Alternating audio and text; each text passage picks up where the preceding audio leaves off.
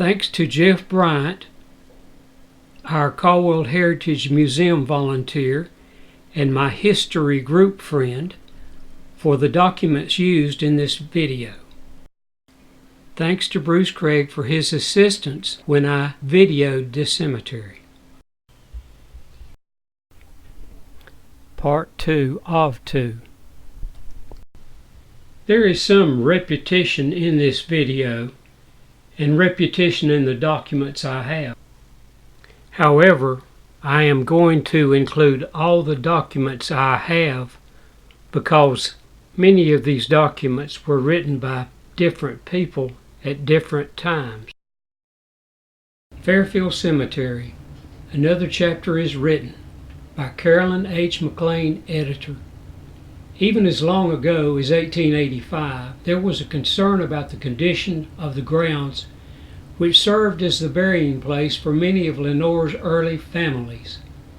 Finally, there is good news about the present and future of Fairfield Cemetery.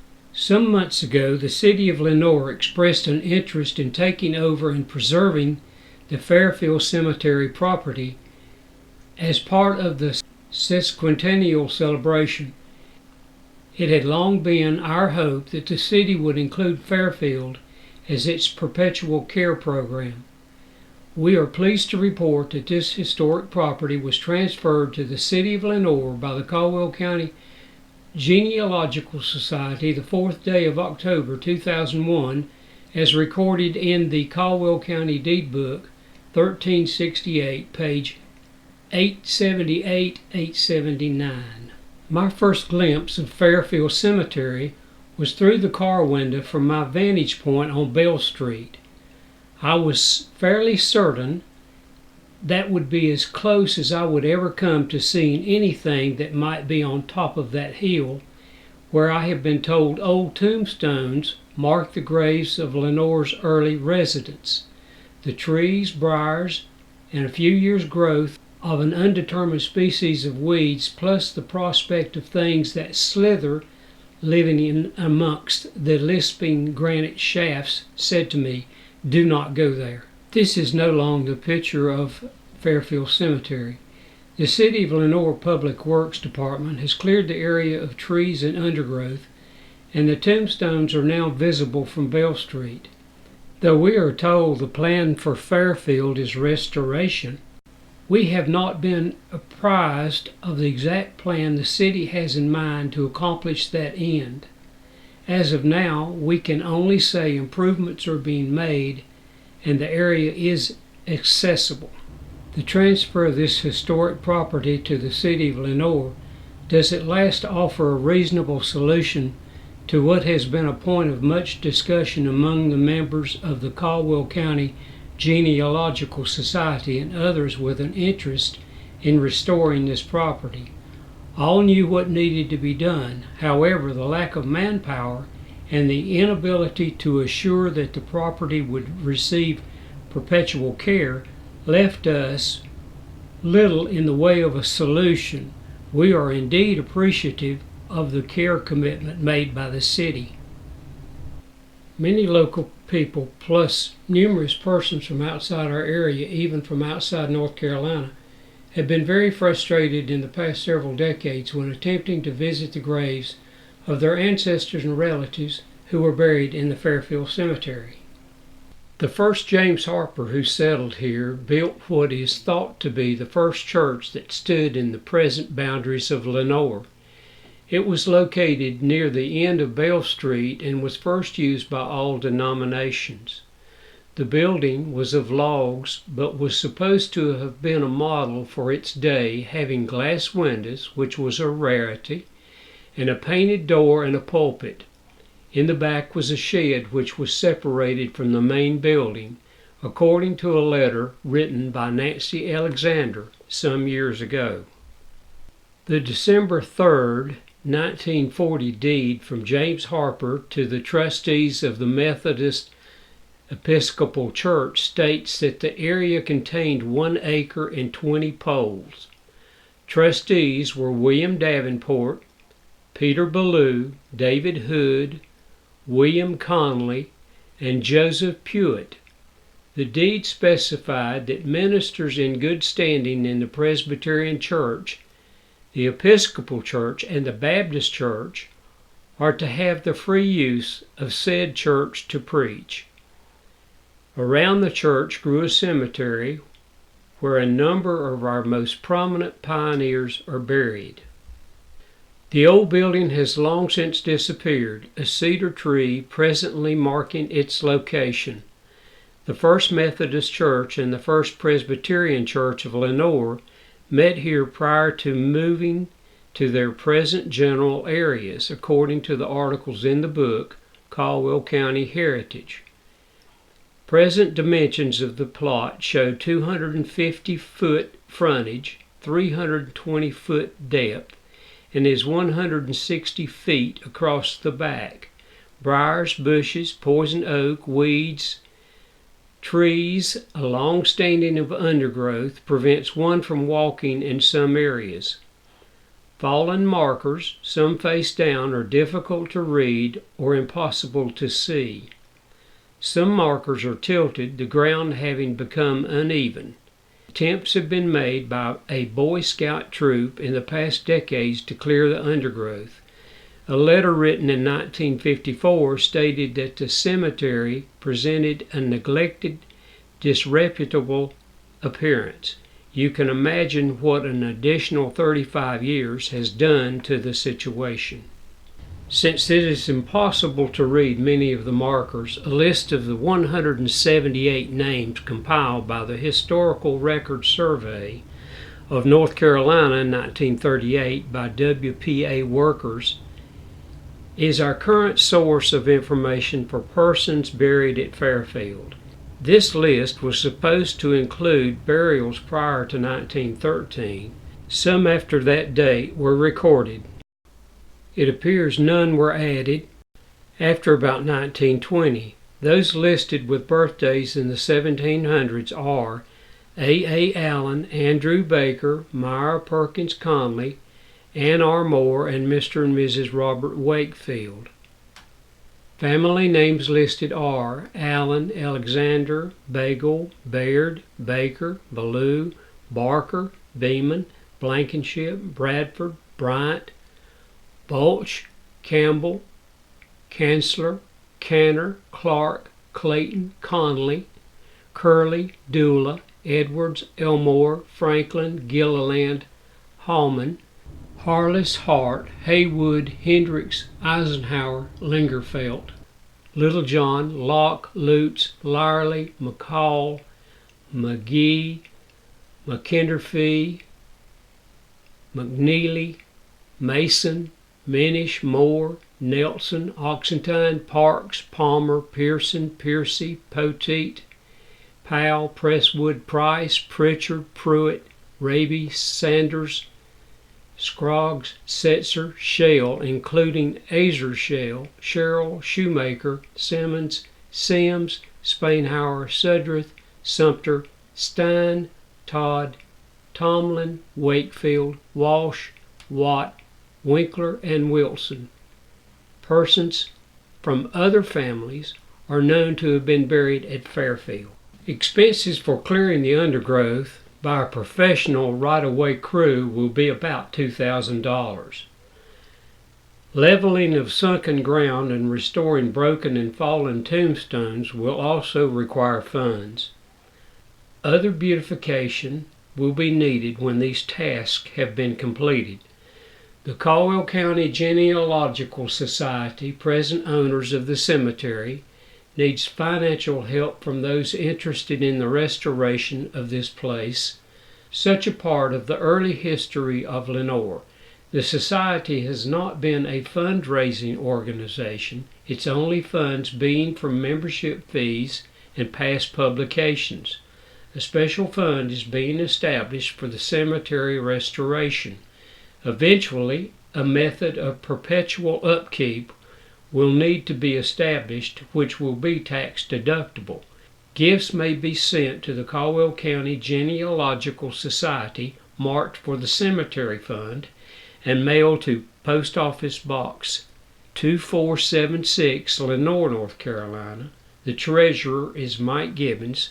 Secretary Commission Chairman is Bob Moretz. 225 Norwood Street, Lenoir, North Carolina, October the 6th, 1954. The Board of Stewards, Trustees, First Methodist Church. Dear Sirs, I'm sure the Board of Stewards and Trustees have many urgent and important matters of present concern with which to deal, but there is one that I feel, out of sentiment for the past generations, will interest you.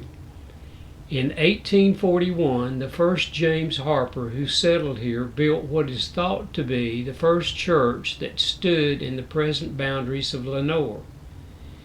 It was located near the end of Bell Street and was first used by all denominations. The building was of logs and was supposed to have been a model for its day, having glass windows, which was a rarity, a painted door, and a pulpit. In the back was a shed which was separated from the main building.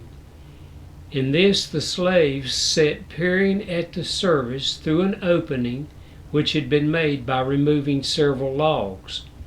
Around the church grew a cemetery where a number of our most prominent pioneers are buried, along with them Peter Ballou and Azer Shell. At the back of the main cemetery are the sunken, unmarked graves of slaves.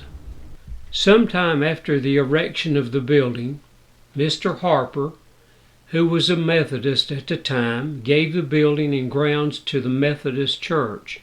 The old building has long since disappeared, and the cemetery presents a neglected, disreputable appearance.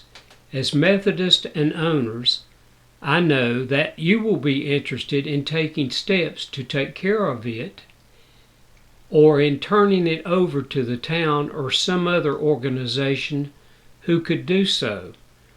For historical and sentimental reasons, a commemorative marker at the site of the old church would be most appropriate. Thank you for the time this problem has taken. I'm sure that all the membership of the church and the community as a whole will be very grateful anything that you do to preserve this property. Sincerely yours, Nancy Alexander. Lenoir, North Carolina, October the 26th, 1951. To the Trustees, First Methodist Church, Lenoir, North Carolina. Dear friends, the separate enclosure herein explains itself and will, I believe, be of some historical interest to you. Based on the calls in this 111-year-old deed, I have taken the liberty of having the boundaries of this old cemetery lot established by Mr. S.B. Howard, civil engineer, and will be glad to furnish you with a blueprint of this for your church property files if you so desire. The main purpose of this survey was to verify the fact that there have been some 8 to 10 burials made outside of your cemetery enclosure and therefore on private property. This proved to be a fact. Most of the graves were that of children, but with a few adult persons' graves. I have made arrangements with Mr. George Greer of the Greer Funeral Home to move these graves, which are on private property, into cemetery enclosure, and for which there seems to be ample space. This, of course, is subject to your approval, and also subject to the approval of the surviving members of the families concerned. The above noted burials were made some 20 or more years ago. I will very much appreciate your consent to this in the form of a letter, and with further understanding, Mr. Greer will also get written approval from the families concerned. Therefore, I will dearly appreciate this approval at the earliest date possible, since development of some of the adjoining property is awaiting this action. Yours very truly, J.H. Bell. James Harper to the Trustees of the Methodist Episcopal Church, Book 1, page 206, consideration $1. December the 3rd, 1840. Beginning at a black oak, one the roadside at H.N. Miller's Corner and runs south 78 west with said Miller's line and 19 poles to a black oak, and then south 12 west 10 poles to a black oak, and then north 78 east 17 poles to a stake at the road, then north with the road to the place of the beginning, containing 1 acre and 20 poles more or less. And this, of course, is the map of the cemetery. Please pause on this if you'd like to see this in more detail. North Carolina, Caldwell County.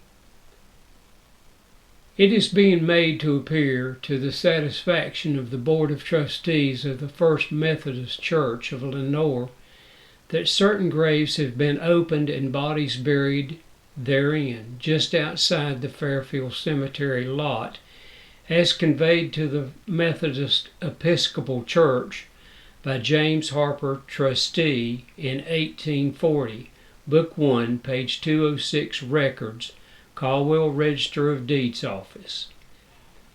And that a recent survey made by Mr. J.H. Bale's authorization clearly discloses that there are 6 to 10 graves located outside the cemetery property, and the Bale estate having requested permission to have these graves opened and the remains reinterred inside the cemetery property at no expense to the church, it is the opinion of the Board of Trustees that permission should be granted and re-enter the aforesaid remains of bodies buried just outside the cemetery property, and the undersigned trustees thereby give their consent to such reinterment, provided permission of the relatives of the deceased persons is obtained for such removal.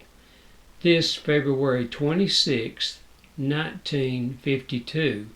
Mr. G.C. Courtney, Mr. W.E. Stevens, Dr. Douglas Hamer, E.G. Powell, Frank Davalt, W.F. Howard, R.M. Howell, L.H. Wall, members of the Board of Trustees. In May 1988, the Fairfield Cemetery, located on Bell Street in Lenoir, became the property of the Caldwell County Genealogical Society. This property consisted of 1 acre and 20 poles more or less, had been conveyed to the Methodist Church by James Harper in 1840, trustees being William Davenport, Peter Ballou, David Hood, William Conley, and Joseph Pewitt.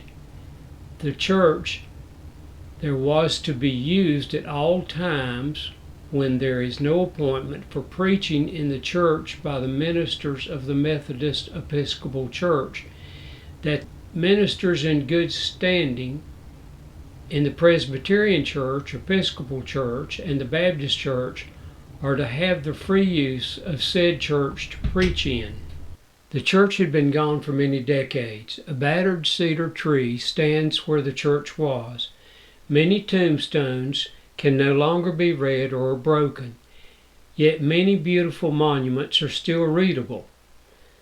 The cemetery survey made in 1938 contains many names which cannot be found today.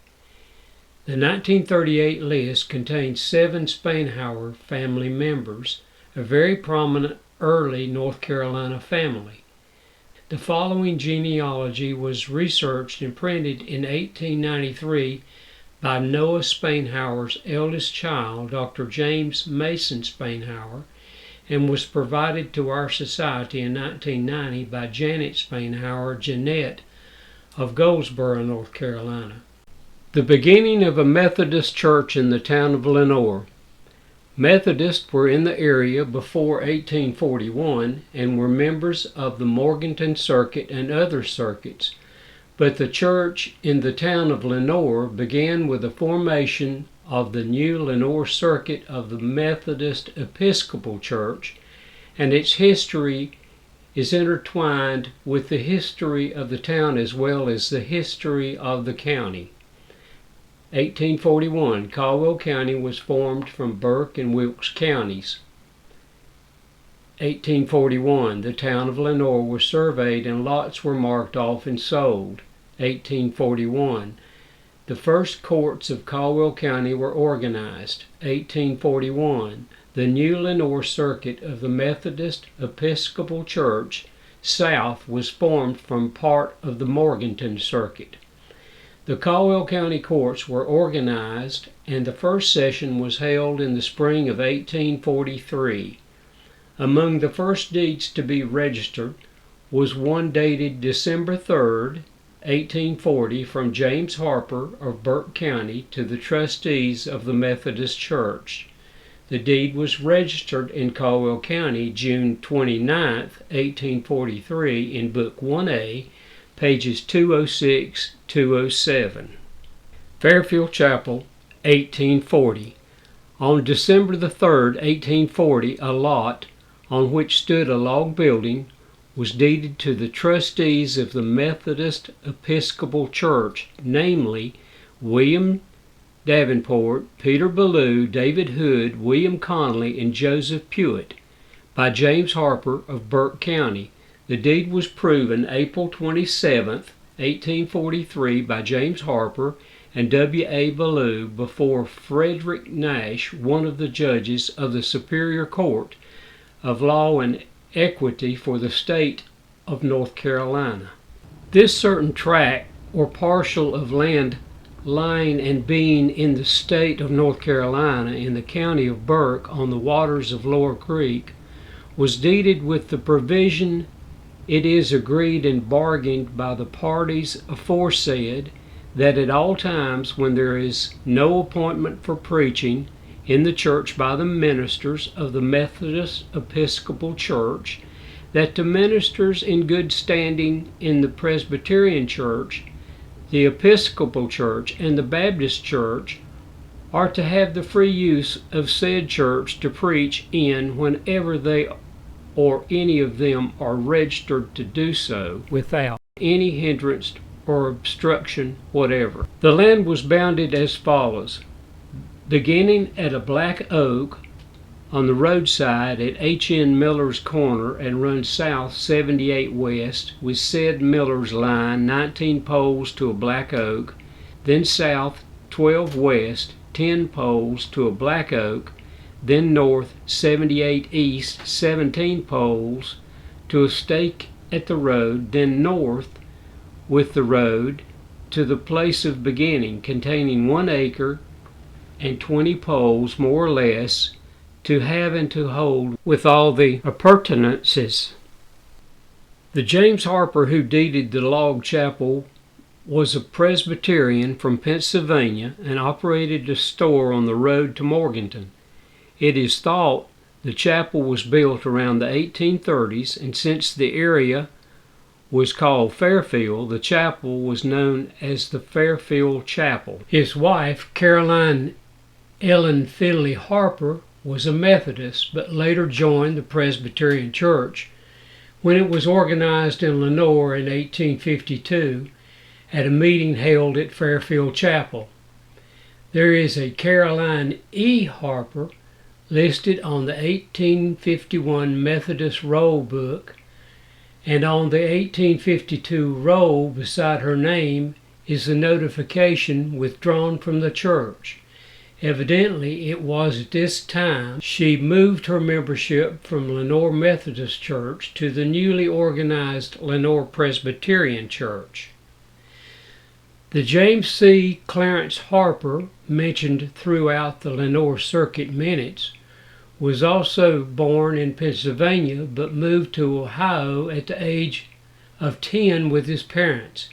He came to Lenoir approximately 1841 at the request of his uncle, James Harper. James C. Harper and his wife, Louisa Catherine McDowell Harper, settled at Patterson, where they later founded Harper's Chapel Methodist Church. In 1846, a new church was built in Lenoir by the Methodists, but the Fairfield church property was still owned and used by them. The Lenoir Circuit minutes of October 11, 1858 state, James L. Heeland, William M. Pruitt, and Azer Shale appointed trustees for Fairfield Church and Graveyard. The minutes for the Lenoir Church, after it became a station church, continue to refer to Fairfield. May 13, 1876. A new school was organized last month at the old Fairfield Church within the bounds of this station. 7 teachers, 59 scholars. W. M. Pruitt, superintendent. A letter to the editor of the Lenoir Topic in April 1885 shows the Fairfield Chapel still standing but not suitable for use, and the graveyard also in deplorable condition. We should not neglect the dead. Would that I make this sentence mandatory and read, "We shall not neglect the dead." It was suggested to me a few days ago that there be something done to rebuild the fence around Fairfield Graveyard and clear off and fix up the graves in decent order. Nothing has stricken me with more force than this timely suggestion, and I feel confident that all who are interested and have friends buried there would do something for the fence and the grounds if they only knew their true condition. The present condition of Fairfield Graveyard, its dilapidation and neglect, is a shame and a disgrace to any community of people who claim it as the last resting place of their relatives and friends. The fence has fallen down, and the grounds and graves have grown over with thorns and thistles in such manner that one can scarcely pass through it in places, and the church that stands in the center has become a stall and a shelter for cattle. This is sad and a deplorable condition for sacred grounds. Will not someone or all move in the right direction and let something be done? Let it be done at once, this spring, ere some of us will be compelled to say, "Better to be dead and forgotten than living in shame and dishonor." Unsigned. The Lenoir Church minutes of September 1st, 1916 show that this graveyard was still a concern.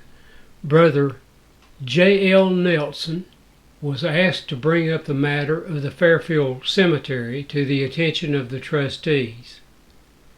The same condition has prevailed over the years and was still a concern in 1988. This Fairfield Church property is located on present-day Bell Street, and the lot extends to Spring Street and Holly Court. It remained in the name of the First Methodist Church of Lenoir from 1840 until May 16, 1988. Following a church conference held at the present First United Methodist Church on Church Street, with Reverend Henry C. Thompson presiding, the property was deeded to the Caldwell County Genealogical Society by the trustees of the church, O.W. Pipkins, Jr., Jack Bush, Fred H. Fulmer, Louise George T. Kroll, and Dwight Mitchum. When the lot containing 1 acre and 20 poles was conveyed in 1988, it had not been maintained, and there were only a few tombstones on it. It was the intent of the Caldwell County Genealogical Society to restore the old cemetery as a historical site. However, other than clearing off some trees, with no response from relatives of those buried there or from the community, nothing further has been done to date, 1995. A list of the graves in the Fairfield Cemetery was compiled by the Historical Records Survey, of North Carolina, 1938, and a copy of the list can be found in the Caldwell County Genealogical Society Journal, summer 1994, filed in the North Carolina room of the Caldwell County Public Library in Lenoir. The new circuit of the Shelby District Methodist Episcopal Church. This Fairfield Chapel, which was now in the name of the Methodist Episcopal Church, became a member of the newly formed Lenoir Circuit, 1840 through 1841. Other meeting places or churches that were in the Lenoir Circuit at this time were Conley's Chapel, Little John's, Spencer's, Winkler's, Bethel, Hood's S House, Rocky Mount, Mount Pleasant, Moore's, Bethany, Tabernacle, Providence, Pleasant Grove, Page's S House, Mount Olivet, Blair's, Ebenezer, Jones Grove, Collier's, Holloway's, Liberty, Harper's, Sudras. Most of these were transferred from the Morganton Circuit since they were now located within the boundary of the newly formed Caldwell County. And of course, some may have been new places organized after the circuit was formed. These member churches began meeting quarterly as set out by the Methodist doctrine, and a minute book was begun in which these quarterly conference meetings were recorded. The Fairfield Cemetery. How did it come to be established, and who is buried there? By Carolyn Haney McLean. Fairfield Cemetery lies on a hilltop, hidden from street view at the end of Bell Street in the city of Lenoir, North Carolina. The trees and the weeds and the undergrowth belie the fact that it ever was. Fairfield has a history which will not be lost, even though its restoration is uncertain. It has been written into the annals of history by Nancy Alexander in her book, Here Will I Dwell, and the gravestones which stood in 1938 were documented and recorded by the WPA. The following excerpt is from Here Will I Dwell by Nancy Alexander. The churches played an instrumental role in the growth of the town and the county. The first church in what are now the Lenoir city limits was a small log one, Fairfield, located near the present end of Bell Street. It was built a number of years prior to the formation of town and county. Though the building has long since disappeared, its grounds are marked by graves in the cemetery which stood near it and by the rock wall which the city built to protect its embankment. Originally interdenominational, it was built by James Harper. N.A. Powell wrote that Fairfield was the finest country church in western North Carolina. Mrs. Alexander goes on to tell about the construction of the church building and that Fairfield was the first church in the area to have real window panes. The church building had two front doors, one for the men and one for the women. Slaves were buried in the back of the cemetery where there are no gravestones. Two graves in the graveyard are those of two refugees, one a mother and the other her infant child, both of whom died in childbirth at the Harper home during the war between the states when people from East Tennessee were coming to this area seeking shelter from raiders. Again, to quote Mrs. Alexander, in 1840, Fairfield Church was given to the Methodist Episcopal Church by James Harper. The terms of the gift of this property, though given to the Methodist Episcopal Church, included the following qualifications. With the provision, it is agreed and bargained by the parties aforesaid that at all times when there is no appointment for preaching in the church by the ministers of the Methodist Episcopal Church, that the ministers in good standing in the Presbyterian, Episcopal, and Baptist Church, or to have a free use of said church to preach in whenever they or any of them are registered to do so, without any hindrance or obstruction whatever, and the said James Harper for use and purposes aforementioned doth by these present warrant and defend all, and singular the above mentioned. The deed was dated June 19th, 1843. From all indications, the early Fairfield Church served the community regardless of denomination, and those who lie in a place of honor within its boundaries were the citizenry of the surrounding community. There are many children buried in Fairfield Cemetery. The Watt children are a thought-provoking example. Imagine the heartbreak of this family, who buried 13-year-old Lewis, who died on November 10th, 1885, 6-year-old Maddie, who died on November 11th, 1885, 1-year-old James, who died on November 14th, 1885, and 3-year-old Tommy, who died on November 23rd, 1885, all within the space of 15 days. It must have been difficult for the survivors in this family to find things to be thankful for on Thanksgiving Day, 1885. I am curious as to what happened to the parents, J.A. and M.C. Watt, but the Fairfield Cemetery records do not show us that. Could any of our readers shed any light on the Watt family? In 1938, the WPA surveyed the Fairfield Cemetery and provided the community with a valuable genealogical tool. Even then, some of the stones could not be read, and the information is lost forever unless family members know of relatives who were buried there and make that information known to the historians.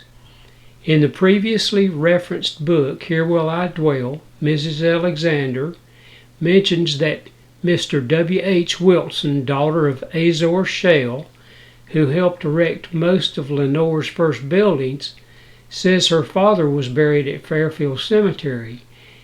Yet I find his name noticeably missing from the list compiled by the WPA. Azor Shale's wife, Elizabeth, daughter Ella, and son William A. Shale are listed among those buried there. As I read the names, Dr. Andrew Scroggs, Reverend W. W. Todd, the Pewitts and the Conleys and the Wakefields, the Setzers, the Powells, it becomes obvious that many of the names represented are those of prominent early residents of Lenoir and Caldwell County, North Carolina. Following is a transcription of the WPA list as best I could read it. Some of the dates are difficult, if not impossible, to read. So should you have better information, you will want to use it. We hope the following information will be of assistance. This copy of an original page from the Lenoir Methodist Church book showing Caroline Ellen Finley Harper withdrew from the Lenoir Methodist Church when the Lenoir Presbyterian Church was formed in 1852. Her name is number 1. Her husband, James Harper, deeded Fairfield Chapel to the trustees of the Methodist Episcopal Church. William Davenport, Peter Ballou, David Hood, William Conley, and Joseph Pewitt on December 3, 1840, before the formation of Caldwell County. The Fairfield Cemetery, compiled by Daniel McLean, Jr. Fairfield Cemetery was the first community church cemetery in the area, called by historian N.A. Powell the finest country church in western North Carolina. Though the cemetery property was deeded by James Harper to the Methodist Church, it was no less a community cemetery than Bellevue Cemetery is the community cemetery for Lenoir today. The Caldwell County Genealogical Society proposes that the city of Lenoir provide the same perpetual care to the Fairfield Cemetery as it provides to Bellevue and other areas regarded as public areas. A neglected resting place. Historically significant cemetery spruced up by Patricia Talent, 41202, Lenoir.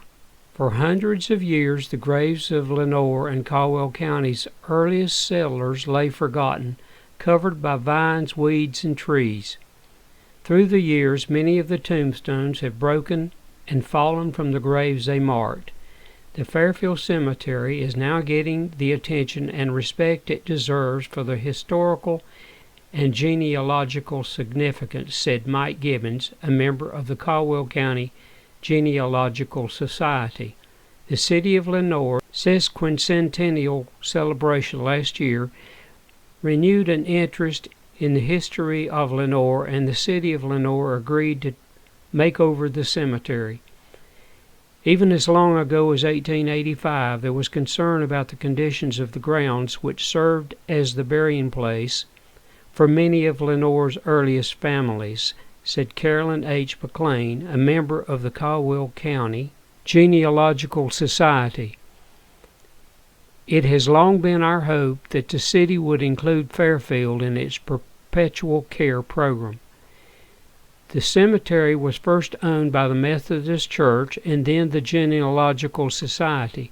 The Methodist Church and the Genealogical Society tried for years to restore the cemetery, but did not have the resources, Gibbons said. The Lenoir City Council voted last year to take over the upkeep of Fairfield Cemetery. The cemetery was deeded from the Caldwell County Genealogical Society to the city on October 4, 2001. The transfer of this historic property to the city of Lenoir does at last offer a reasonable solution to what has been a point of much discussion among the members of the Caldwell County Genealogical Society and others with an interest in restoring this property, McLean said.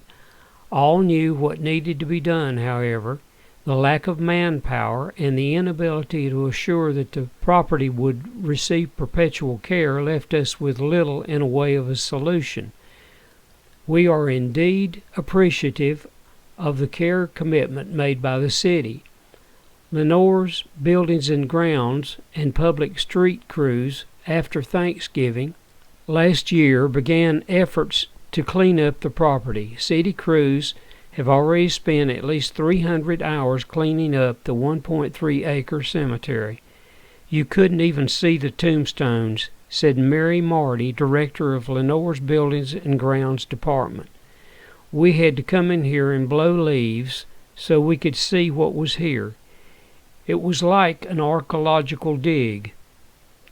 Trees in the graveyard had been cut down, and Lenoir Public Works staff are removing stumps. Fallen tombstones will be uprighted. The cemetery will be filled in and smoothed out. The area will be grassed over except for an existing periwinkle ground cover. An entrance will be made to the cemetery. The city hopes to erect memorials to mark the graves of slaves buried in the cemetery, Marty said. We hope to make this a park setting, she added. The entire project is expected to take 3 to 5 years. The only cost to the city so far has been labor, but additional money will be needed to restore the cemetery. Some neighbors have already offered to help, Marty said. We are looking for grants. The cemetery may qualify for a historical grant. Prisoners doing community service work and volunteers, including civic groups, may be used to maintain the cemetery, she said. I live here in Lenoir, Marty said. The restoration of this cemetery is something that should be done for the respect of the people who are buried here, who started this city. The cemetery lies on top of a hill at the end of Bell Street, and until now has been hidden from the street view. Gravestones, which stood there in 1938, were documented and recorded by the Works Progress Administration, WPA. According to a history compiled by Daniel D. McLean, Jr., president of the Caldwell County Genealogical Society, the Fairfield Cemetery was begun. Presbyterian James Harper, who came to the South from Gettysburg, Pennsylvania, in 1830. Harper was a storekeeper in the community known as Fairfield, McLean writes. He saw the need for a community gathering place and constructed a log building to serve as a community church. The Fairfield Chapel served as a church for several religious groups, and the cemetery became a community burial ground. Nancy Alexander, in the book Here Will I Dwell, wrote, "The first church in what are now the city limits was a log one, Fairfield, located near the present end of Bell Street. It was built a number of years prior to the formation of the town and county. Though the buildings have long since disappeared, its grounds are marked by graves in the cemetery and by the rock wall which stood near it, which the city built to protect its embankment. Originally interdenominational, it was built by James Harper. N.A. Powell wrote that Fairfield was the finest country church in western North Carolina." Alexander says that the Fairfield Chapel was the first church in the area to have real window panes. The church had 2 front doors, one for men and one for women. Slaves were buried in the back of the cemetery where there are no gravestones. Danny McLean writes that on December 3, 1840, the lot on which the Fairfield Chapel stands was deeded to the trustees of the Methodist Episcopal Church on the condition that ministers of the Presbyterian Church, the Episcopal Church, and the Baptist Church have free use of the church. Although the Fairfield Chapel was owned by the Methodist Episcopal Church, Fairfield served for many years as an interdenominational community church, and the graveyard served as a burial spot for people in the community. A new Methodist church was built in Lenoir about 1846, yet Fairfield continued to serve the community, McLean writes. The Lenoir Circuit Minutes of October 11, 1858, say James L. Heelan, William M. Pewitt, and Azer Shell were appointed trustees for the Fairfield Church and Graveyard. Fairfield was at that time referred to as a station church. On May 13, 1876, a new school was organized at Old Fairfield Church, McLean writes. There were 7 teachers and 59 scholars. William M. Pewitt served as superintendent. According to McLean's history, a letter to the editor of the Lenoir News Topic, printed in April 1885, said Fairfield Chapel was still standing but not suitable for use, and the graveyard was in deplorable condition. We should not neglect the dead, the writer said. The writer suggested that the fence around the graveyard be rebuilt and the graves cleaned up. The present condition of the Fairfield graveyard, its dilapidation and neglect, is a shame and a disgrace to any community of people who claim it as the last resting place of their relatives and friends, the writer said. The letter also speaks of the sad condition of the church that was then serving as a shelter for cattle. On September 1, 1916, Brother J. L. Nelson was asked to bring the matter of the cemetery to the attention of trustees, McLean writes. Apparently, the conditions of the cemetery did not change over the years, even after the church had been dismantled, he wrote. In the mid to early 1960s, McLean writes that there was an effort to relocate graves in the Fairfield Cemetery and sell the cemetery property. However, McLean says that an April 1968 report to the Property Committee of the Lenoir Methodist Church says the legal end of moving graves would be to dig up and reinter everything before we can sell the property. This would prove to be too expensive. If we sold the property, it would have to be done through the conference. Since selling the property was not economically feasible, McLean writes that in 1988, 148 years after the church began in 1840, the Fairfield Cemetery property was deeded by the Methodist Church to the Caldwell County genealogical members of the society, and the members soon began clearing vines, thorns, trees, and debris from the graveyard. At that point, there was a plea for restoration funds and help from the community, as well as descendants of those buried at Fairfield, he wrote. McLean said that help did not arrive, and weeds and thorns again claimed the sacred ground where many of Caldwell County's early settlers were laid to rest almost 150 years ago. McLean said citizens continued writing letters to the Lenoir News Topic, and the Caldwell County Genealogical Society pleaded for restoration and maintenance of the Fairfield Cemetery. The Genealogical Society did not have the manpower or resources to care for the property, he wrote. A history written by McLean says many children are buried in the Fairfield Cemetery.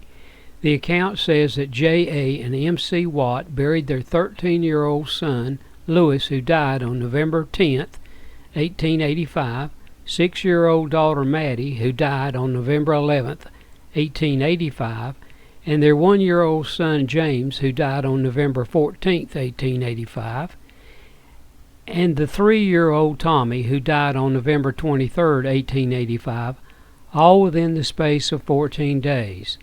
The WPA in 1938 surveyed the Fairfield Cemetery. Even though some of the stones could not be read and the information is lost forever, McLean wrote. In her book, Alexander mentions that W.H. Wilson, daughter of Azar Shell, who helped erect most of Lenoir's first buildings, says her father was buried at Fairfield Cemetery, yet McLean says in her historical account that Wilson's name is missing from the WPA list. Azar Shell's wife, Elizabeth, daughter, Ella, and son, William A. Shell, are listed among those buried there.